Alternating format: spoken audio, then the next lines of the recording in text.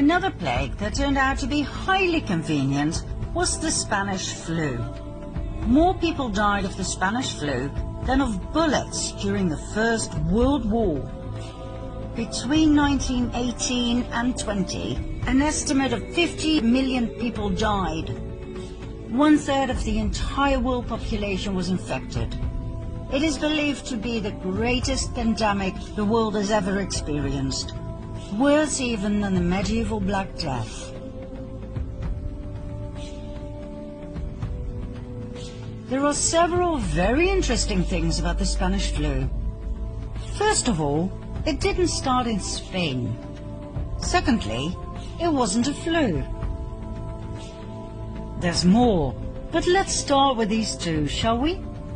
If it didn't start in Spain, then where did it? In the US. If it wasn't a flu virus, what was it? It was a bacteria that caused severe and in most cases lethal pneumonia.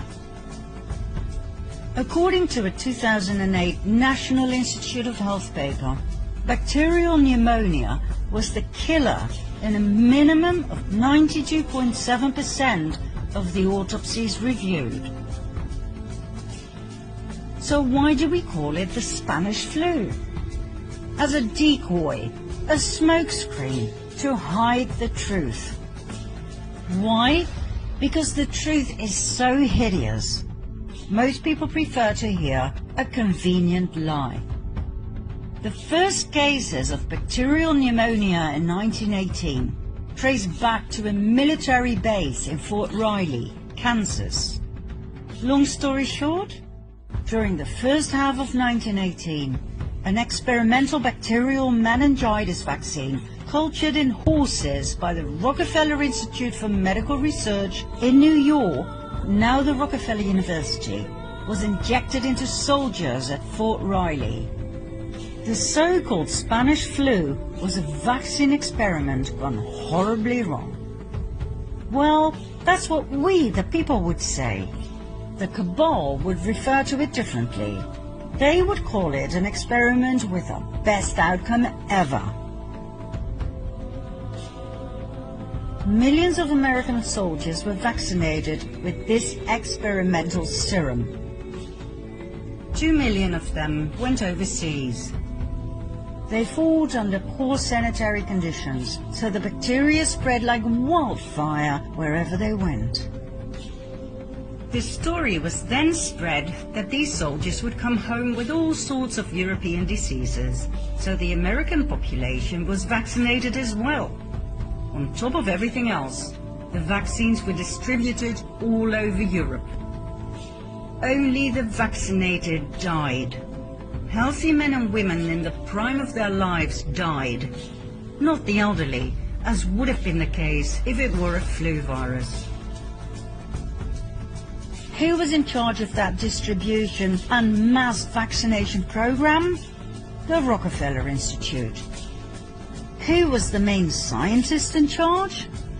Dr. Frederick Gates. According to Gates, they injected random dosages of an experimental bacterial meningitis vaccine into soldiers. Those who survived became cloud adults, meaning they spread the bacteria to others, even the non-vaccinated. In modern COVID days, we would call it shedding. The vaccinated infecting the non-vaccinated. What an amazing coincidence, right? Frederick Gates then, Bill Gates now. Rockefeller Initiative then, Rockefeller Initiative now. Disease developed in Fort Riley, US then. Disease developed in Wuhan, China now. Closed down societies then. Closed down societies now. Cloud adults then. Shedding now. All for our own good, our own safety. Back then. And now.